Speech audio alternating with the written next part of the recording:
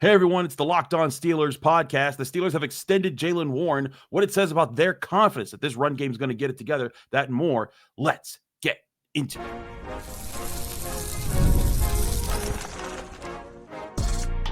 You are Locked On Steelers, your daily Pittsburgh Steelers podcast, part of the Locked On Podcast Network, your team every day.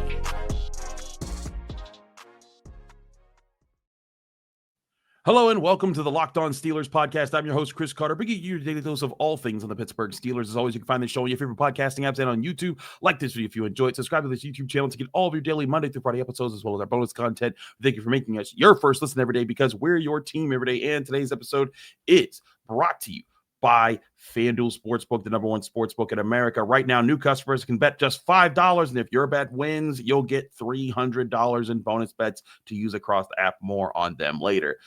We are joined by our special guest from SteelersNow.com, Alan Saunders. He's back on the show. Alan, the Steelers made a sort of a house cleaning move to sign Jaylen Warren into an extension. He was not signed past this season going into this week. And now he is signed with the Steelers through the 2027 season, reportedly a 3-year, $17.25 million, averaging around $5.75 million a year. Alan, this seemed to me like a move of confidence for a guy that hasn't officially started for the Steelers as a running back, has shown the propensity to fumble at times, but they really seem to believe in him. And as we've talked about the last few weeks, they seem to really believe that this run game is going to come together with this offensive line this year. Well, we got the news during practice today that the Steelers had extended Jaylen Warren. Was excited to get into the locker room to see him, and he's still 5'8". I don't know. I know they say they extended him, but he's just a little – I mean, I didn't really know. I would Yoshi bonk you right now if I had the possibility to do that on my show, but continue. I'm not sure I've ever been Yoshi bonked mid-podcast before. That's pretty good. I like that. Look, Jaylen Warren, I think, is one of the most under-talked-about parts of this 2024 Steelers season right now because I think he's going to be really, really good. One of the things I asked him today is – you remember the Arthur Smith quote from, I guess it was back at minicamp maybe. He said, I didn't get Aaron Rodgers and DK Metcalf to play the wishbone, right? And they're going to throw the ball a lot more than they have the last few years. They're going to run a more passing offense, and that fits with exactly what Jaylen Warren's good at. He's a really good pass blocker. He's a really good receiver. And when he runs best out of spread formations where he can use his speed and his vision to get to the edge and find cutback lanes. Like, I just think he's going to be really, really good for the Steelers this season, and it's not a surprise to me that they wanted to extend him. I'm a little curious about the timing of everything, right? Because they could have just given him this extension back when he was a restricted free agent early in the offseason. So I'm not quite sure what changed or why they waited till the last minute here. But to me, this is kind of a no-brainer. Why wouldn't you want Jaylen, especially at this price? I mean, $5 million a year for a guy who I think is going to be a really, really good running back for him. I think this is kind of a no-brainer deal for the Steelers. And a guy who was an undrafted free agent, hasn't had a lot of career earnings in the bank, gets some future security, guarantees into year 2. That's a big deal for running back. I mean, I think if they had slapped the franchise, or rather the 5th-year extension, on Najee Harris, that would have put him at what, $8 million last year? I want to say it was a little less than that, but yeah, about that, yeah. But it would have put him in the. But basically, they're getting Jaylen Warren for a few years for less than what they would have. 6.7. So less, $1 million less on a per year basis than what they would have been paying for Najee Harris just to stick around for one more year. I think that there's this confidence in him. I mean, we've seen how explosive he is. We've seen how fast he is. We've seen him be able to catch the football. I think there's a confidence that if they get him the creases, he's going to be able to take the yards. And he is a hard runner, as Kyle Brand likes to say. He's an angry runner, and he's one of the best angry runners in the NFL. I think there is an excitement there, and it's funny because I feel like you shouldn't lose sight of Caleb Johnson because there's a lot of excitement around him. But to me, the real excitement has to be about they must feel really good about this offensive line moving forward because the Steelers have not had a dominant run game in a long time. And when I say dominant, I mean like top 10, I mean, even when Le'Veon Bell was in, Le'Veon Bell was a dominant player and he was a fantastic weapon. But I think there was only 1 year during his time with the Steelers that they even ranked top 10 in yards per rush, and that was the year that he was out for most of the season in 2015. But you have to go back to like 2007 for the last time the Steelers just straight up ranked as a top 10 rushing team in the NFL. So if you're looking at this and you're thinking like, hey, you want this offensive line to mature, I think Aaron Rodgers helps give this line a year to kind of adjust and where they don't have to be the guys that carry the whole offense by themselves with run blocking and being just the tone setters. But I do think that there's a vision that they want that to eventually be the tone of this team when they get a young quarterback on this roster. Yeah, I don't know that the Steelers are going to be a dominant run team this year. And I think that's actually a term worth defining too, because you can have a really high yards per carry and still not be what I call a dominant run team. For me, a dominant run team is a team that the game situation dictates they must run, the other team knows they must run, and they're able to do it anyway. That to me is what a dominant run team is. You don't need 6 yards a carry to do that. We're winning by 4. There's 2 minutes left on the clock, and we're just trying to end this thing. Here's 7 handoffs in a row and a kneel down, and we can do it. Like that to me is what makes a dominant running team. The Baltimore Ravens last year were a dominant running team. If you go look at the NFL team rushing from last year and you look at the average yards per carry, I don't know that they were the absolute best. They were, but like it means more. It's not so much about you get yards per carry by getting explosive runs, by Lamar Jackson galloping through your secondary, right? That's how you get yards per carry. But for me, the ability to get 4 yards when you need to get 4 yards is actually the most important thing. I don't know if we're going to see the Steelers get there this year, but I do think they will be more explosive in the run game.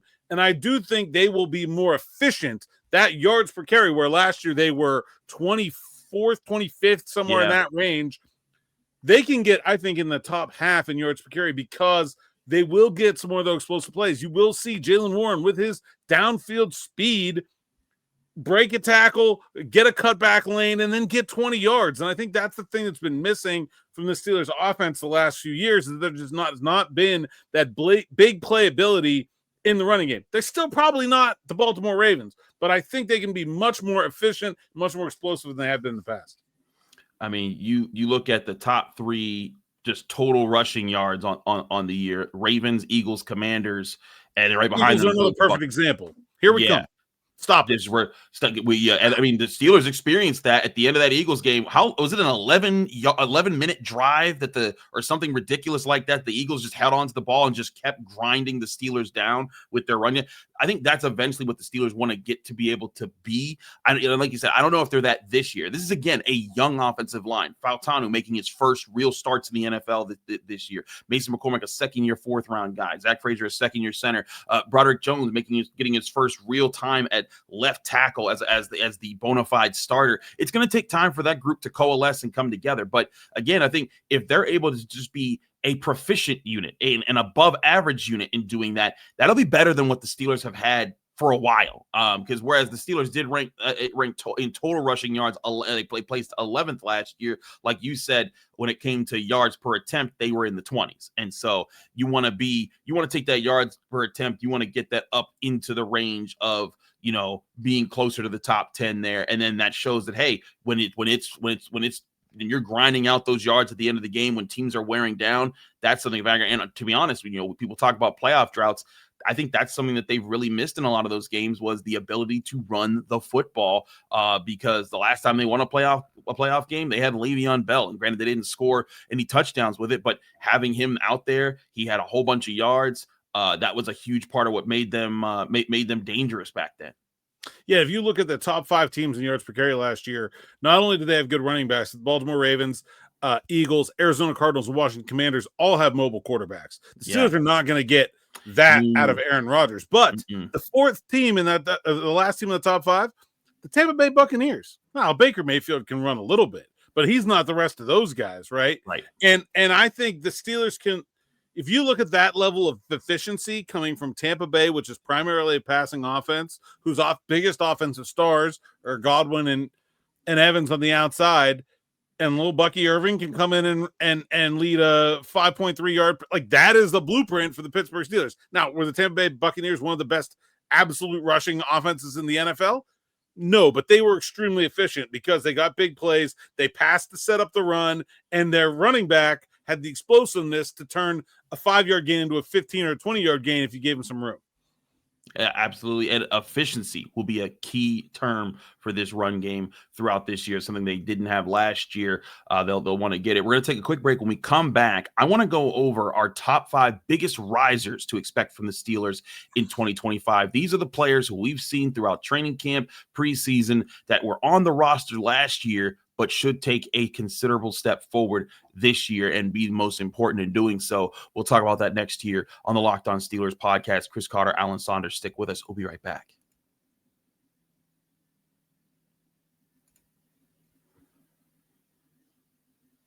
But first, we'll remind you that this show is brought to you by Yahoo Fantasy. The NFL season is right around the corner, and you can feel the buzz. Fantasy football season is here. Everyone's researching, drafting, and building their championship squads. If you haven't joined a league yet, now's the time, and it's all happening on Yahoo Fantasy. This year, I'm playing fantasy football on Yahoo Fantasy, and you should too, whether you're a first-timer or a veteran creating your millionth league. Yahoo Fantasy is loaded with fun ways to compete and brand new features that make the game even better. With season kickoff on September 4th, now is the time to start playing Yahoo Fantasy Football, which offers so many fun ways to compete. If you want more ways to play, Yahoo's got it. You can try the brand new Yahoo Fantasy Guillotine League mode, where the lowest scoring team gets eliminated weekly until one team is left standing. Want to play instantly with friends? Try the new Draft mode with friends.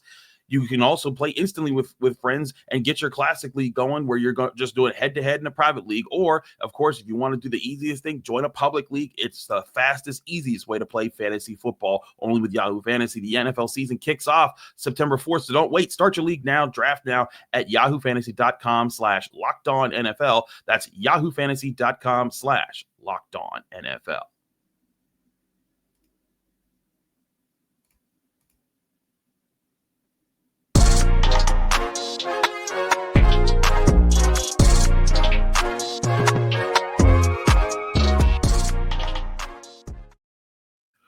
We're back here on the Locked On Steelers podcast. Chris Carter, Alan Saunders. We're going to continue the show, but before we do, we have an important request. Locked On wants to hear from you. We've put together a survey to learn more about our listeners and make your favorite podcasts even better. This is your chance to tell us what you like, what you don't, and to answer questions about our advertising. Go to lockedonpodcasts.com/survey to get started. Everyone who completes a survey will be entered for a chance to win one of 10 $100 Amazon gift cards. Again, that's lockedonpodcasts.com/survey. You can also find the link in the show notes below.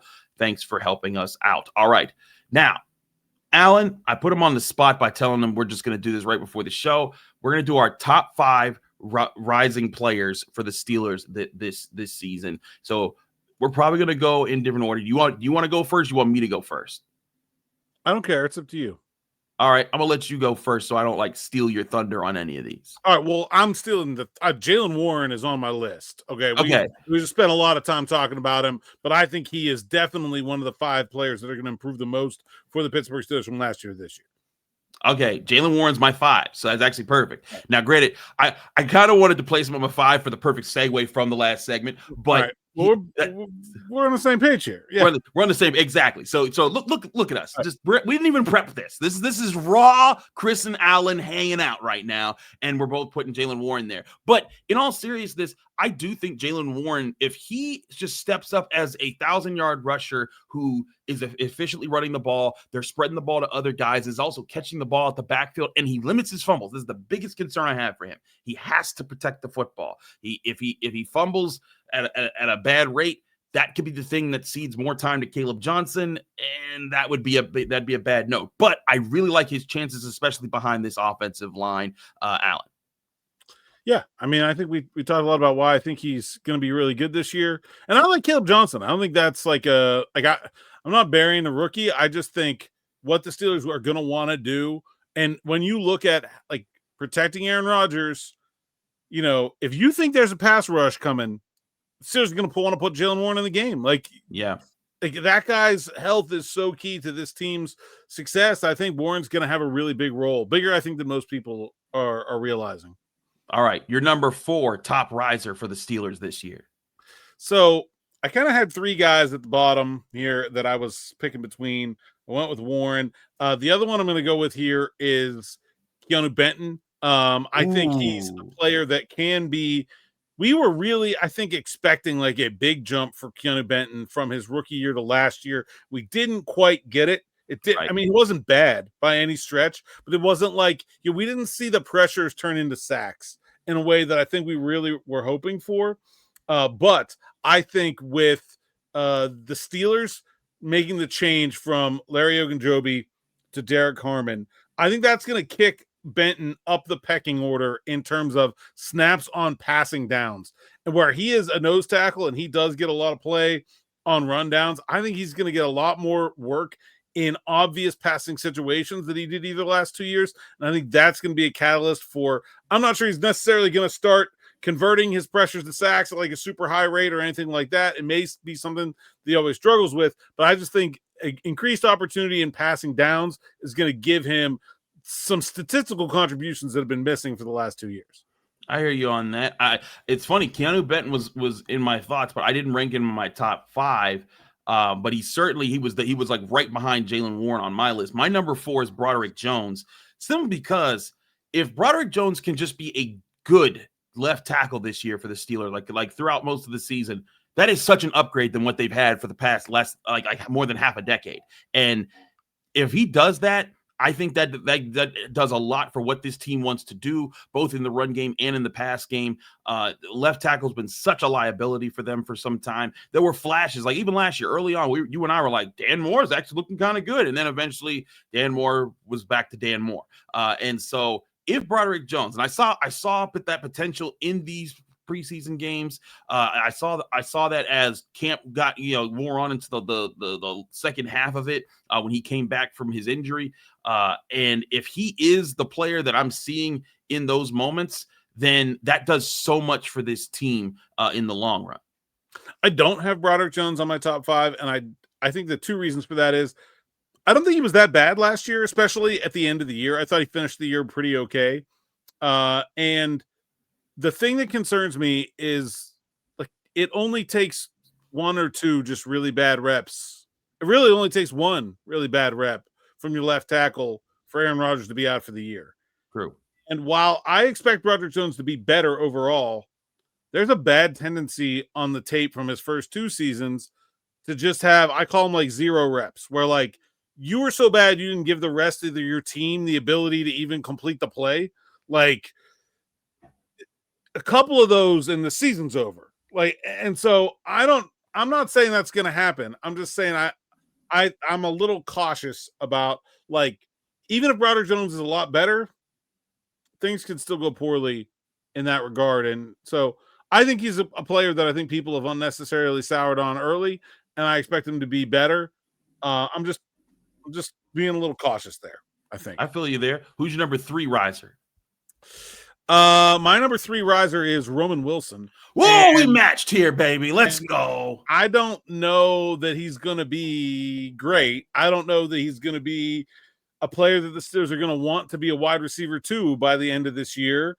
But I mean, it's hard not to be significantly better than he was last year when he spent most of the entire season injured. And I just think I really liked what I saw from him in the preseason, man. Like, we did not get to see any of that last year. He was always a player that felt to me like a guy where so much of his game was based on like toughness and competitiveness that it really wasn't going to show up in practice, that it was going to have to happen in games. And we saw that this preseason. I think that makes me pretty excited about Roman Wilson going into the season. Again, I understand that he does not answer all of the questions at the wide receiver position, really any of them. I just think he's going to be so much better and so much more impactful than he was able to be last year. That how do you not put him on a list like this? And that's the thing. I'm putting him there because he didn't play. But I think that he will be useful for what they do on offense. I don't think they're going to ask him to do anything too crazy. But I think with his speed, I mean, people forget, he ran sub 4.4 at the combine. He can get loose on a defense. And if he runs one of those shallow crosses and just gets away from a guy, Aaron Rodgers is the smart kind of quarterback who can just flip it to him. And then that turns into a big a big gain. And I think that you're never going to see a top cornerback playing him because they're always going to be playing DK Metcalf. And sometimes they might even line up with Jonnu Smith or Pat Freiermuth in situations based on a formation. So I think you're always going to see Roman Wilson against that second or third best defensive back on the field at times. And that could be where he gets a chance to shine with his speed. If he just gets loose on a guy, makes a catch and keeps going, that could be the stuff that endears him to this offense and gets him going. And if they have that on their side, plus a Calvin Austin, plus a DK Metcalf, and the run game's being efficient, that's the stuff that can make this offense a little bit more scary. Who's your number 2 rising player? Just real quick, more on Roman Wilson before you move on. The one guy who Aaron Rodgers has been the hardest on since he came to Pittsburgh, Roman Wilson. Not that like precise guy, right? He's more that like tough football player, get it done. But I think Aaron Rodgers is absolutely the right quarterback to try to mold him into an NFL player that can be both. That can be tough and physical and competitive, but then also like run precise routes. And if they're able to do that, they might really have something. I have a sneaking suspicion we might match the rest of the way. Number 2, Payton Wilson. Oh gosh, yes, I think we absolutely did match the rest of the way. This is pretty awesome. Payton Wilson, let's go. Number 2. I have it like literally my list in my Gmail right here that I drafted out before the show. And okay, explain why Payton Wilson is your number 2, because we probably have the same reasons for everything. I mean, I just think when you talk to Payton Wilson this year, he's not a rookie anymore, and there's a confidence in him that did not exist last year in his abilities. He's always been a good cover guy. I've never really doubted his ability to be a coverage linebacker. I think the question is, can he become an elite 3-down linebacker? Man, he sure looks tough. He looks physical. He's going to always have that injury sort of dark cloud looming over his head from his college experience, but I'm not sure there's a player whose outward mentality has shifted more, that you just see the confidence. And if there's like a trait you want in an off-ball linebacker, confidence is right there at the top. I actually had the guy that I had first off this list was Patrick Queen. And I think Patrick Queen is going to be better because of how much better I think Payton Wilson is going to be, and how much like he's going to be able to play next to him like he played next to Roquan Smith when Patrick Queen was absolutely the best in Baltimore. Yeah, that's pretty high praise, but I see it coming for Payton Wilson. I love what I see out of Payton Wilson. Like you said, it's the confidence and it's the tenacity that I see out of him. Like I see him talking trash. And like last year, Payton Wilson was just like, "Hey guys, I'm happy to be here. Thanks for putting me." Now he's like, "Don't you come my way or I'm letting you know it's going to be a problem." And that's what you want out of your Steelers linebackers. You want meanness. And it's good to be the nice communicator. Like Payton Wilson's a great talker. Like we can talk. We love talking to him in the media because he gives us good stuff. He gives us full out thoughts. He answers questions. He'll even battle with questions at times in front of us. But when he's on the field, he's talking with his pads, man. And now he's also talking with his mouth too. So I like that out of him. That's why he's my number 2. But like you said, covering, defending the run, he's going to be faster, hit harder. And I also think that him and Patrick Queen will be better because I think this D-line will be better at keeping them clean. And if they're kept clean, watch out, because that unit plus Cole Holcomb, don't sleep on him either, could all be a factor here. I'm going to say my number 1, and I'm going to see if it's the same one because I'm pretty sure it is.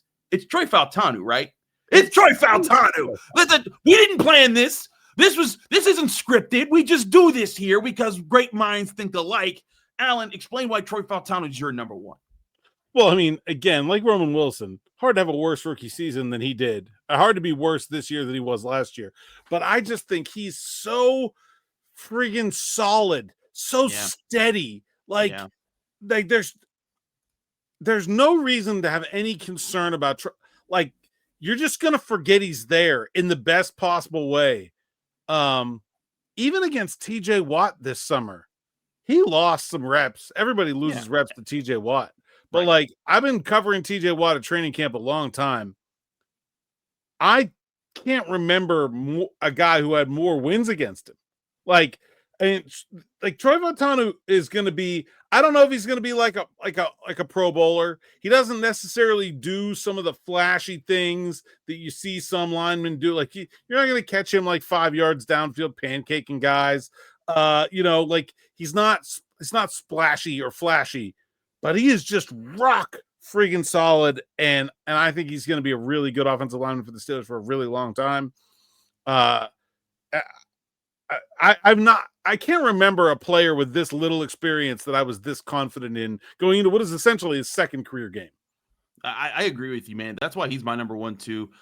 I think Troy Fautanu is going to bring confidence to like this will be the best offensive tackle season the Steelers have had in maybe, I don't even know, man. Like, I can't even think back to a time where I was this confident in both tackles at the same time. And yes, we have some doubts about Broderick Jones because he has to he has to cut out some of the inconsistencies and things like that. But like tackle, and I say this all the time. Tackle is the one position that and you do the all-time Steelers rankings that you don't have standouts, right? like you got Mike Webster, Darmonte Dawson, you got Alan Faneca, David DeCastro, you got all the guards, you got all the receivers, running backs, quarterbacks, corners, D-line, everywhere. Tackle's the one position where you're just like, I don't know, man.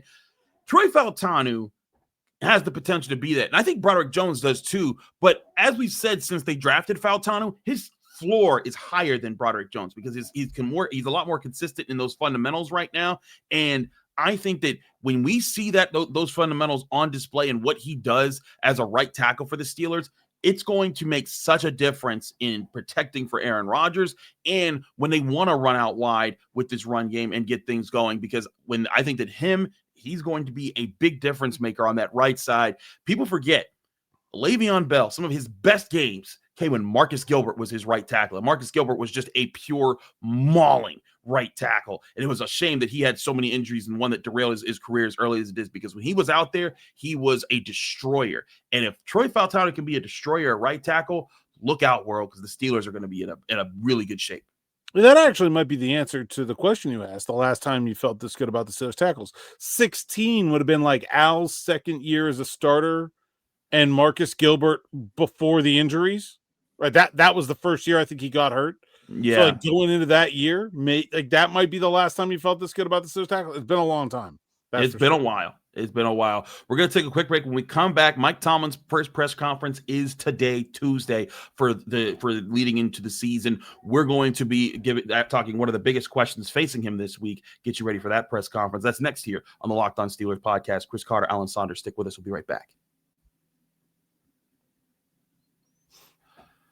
But first, I remind you this show is also brought to you by FanDuel. The NFL season is almost here, and FanDuel is making sure that you're ready to kick off with a can't-miss offer. Right now, new customers can bet just $5, and if your bet wins, you'll get $300 in bonus bets to use across the app. I love using FanDuel because it fits however you like to bet player props, building same-game parlays, or even jumping in live as the action unfolds. It makes every game more exciting, whether you're watching your team or just keeping an eye on your fantasy lineup. It's quick, easy, and the best way to add a little more energy to Sundays. So, are you ready to play? Download the FanDuel app now by visiting FanDuel.com to get started. That's FanDuel.com to place your first $5 bet and get a chance at $300 in bonus bets only at FanDuel, America's #1 sportsbook.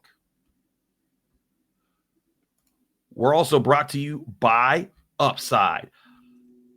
Locked On Steelers fans, are you still paying full price for gas? Stop leaving money behind. Get real cash back every time you fill up with the free Upside app you can download today. You can download the Upside app in the App Store or Google Play right now and start earning cash at the pump today. Use my limited promo code touchdown and get an extra 25 cents back per gallon on your first fill up. You can make up to $300 a year just from buying the gas you already needed. At first, I thought it was too good to be true, but it's totally legit. Real people are getting paid just to make their daily commutes, and you can too. Plus, you can cash out at any time to your bank account, PayPal, or an e-gift card for Amazon and other brands. Don't let this offer drive on by. Download the free Upside app now using my limited time promo code TOUCHDOWN for a limited time 25 cents per gallon bonus. That's promo code TOUCHDOWN. Disclaimer, offers vary by user and location. Go to upside.com for terms and conditions.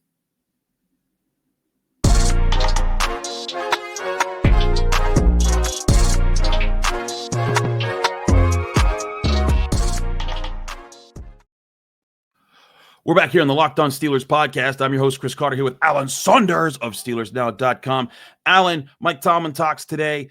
There's always your standard questions we give Mike Tomlin. We're going to ask him about the team that they're about to face and everything. But to me, I think there's some tough questions about this team as far as the gambles that they have sort of made on this roster and on this team for this season. I still say one of the gambles they're making is, can this run game be this kind of a factor? Because we didn't see them really test it out too much in this offseason. The secondary, the confidence in the secondary for them to come together and be this top end unit when, they certainly did it in training camp at times, but we really didn't see them do that against the team in the preseason. And there's that confidence there. What are some of your biggest questions that you think face Mike Tomlin that, you will be able to find a way to ask during this press conference? I think one of the things that's really and look, he's not going to answer this question, and that's fine, but it's still one of the questions is, how do they avoid what happened down the stretch last year? Mm-hmm. Is it simply doing a little bit more in the early part of the season so that you give yourself a little bit more runway so that you don't need those games to get to where you want to go? Or do the Steelers think there's a way, if they face the likes of Baltimore, Kansas City, Philadelphia, and you can add Buffalo and Cincinnati into that list in December, that they can actually beat some of those teams? Is this season again limited to win where you can against who you can and then run into a brick wall at the end, whether that happens in December like it did last year or in January like it has 3 of the last 5 years? Or is there a way that is this group talented enough, experienced enough, whatever you want to call it, to go beat some good teams when the games really count?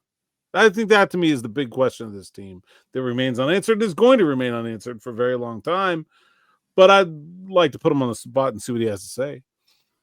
I think that is a big part of this season and any season. Last year when they got down in the dumps towards this season, they couldn't rebound. And that's something that Terrell Austin said one of the days that we talked to him at training camp, when he talked about, he's like, we need to be able to find, when we have a bad day, we have to be able to bounce back from it. And I think one way that you bounce back from bad days or bad moments is having multiple strengths on a team and not having to rely on one thing. Like, for example, in the past several years, the Steelers pass rush was the best thing on the team. And when that wasn't going, good luck. Like that was kind of curtains for the team, unless they found some other crazy ways to win. But I do think this team has the chance to develop a few more strengths that are actual strengths in the NFL. We've talked about the run game this episode, the efficiency of the pass game if Aaron Rodgers is protected and can get and can distribute the ball where he needs to go. I think the coverage can be an extra good part of the Steelers this year. But it's putting it all together that makes you a real contender. And I agree that is one of the bigger questions here as far as what they want to do. I think that as far as another aspect of this is when it comes to the run defense, we're not sure if Derek Harmon is going to play. I feel pretty confident he's not because of his injury. I feel like he's probably going to, if at the earliest, be back week 2, maybe week 3. But I think that part of the question here is you guys still need to be, you guys end of the year being kind of rolled over as a run defense, and you prioritized fixing that this year.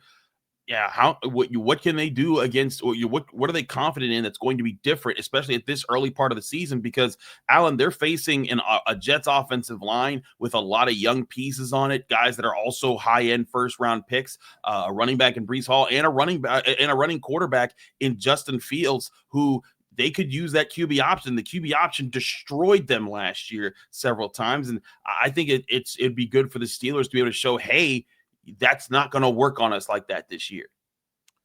Well, yeah, I mean, I don't think people should panic if the season doesn't start great, because really the end is all that matters. But like, I guess here's the thing: like, if you're really upset about the way the last few seasons have ended, the ending is all that matters.